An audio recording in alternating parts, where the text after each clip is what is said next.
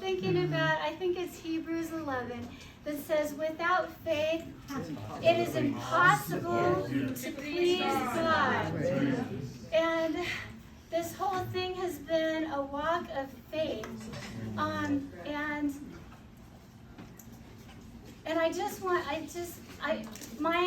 okay, so it was like after I won town council, and it was like winter of 2022. I called up my spiritual big brother in Hawaii, Scott Harada, and I needed his strength and counsel as I started a new position, and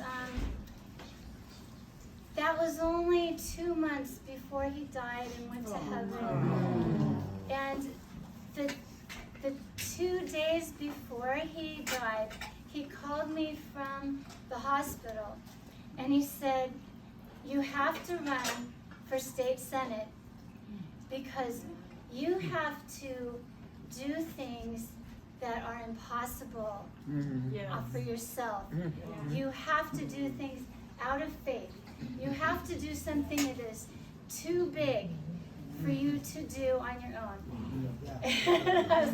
and then when he passed away and he went to heaven, I was like, that was like his voice. I mean, I felt like he was talking to me from heaven, and I just have to obey.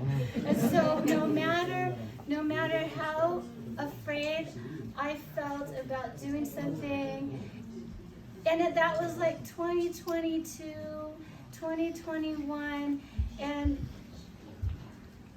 I had started thinking about it, in 2018, before the world turned upside down, before everybody started hating President Trump, before you couldn't fly an American flag without being afraid of being attacked, before you couldn't say what you wanted to say on Facebook without getting canceled. And so when all of that was going on, I'm like, now, Lord, this is the time to run.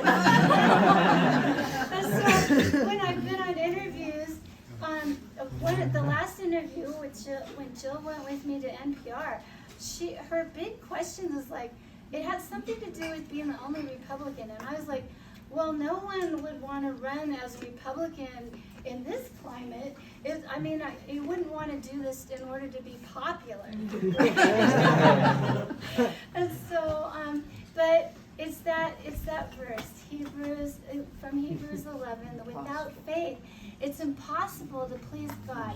And what we want to do is please God. And then the whole chapter about all these incredible things that people went through and that people did. And Abraham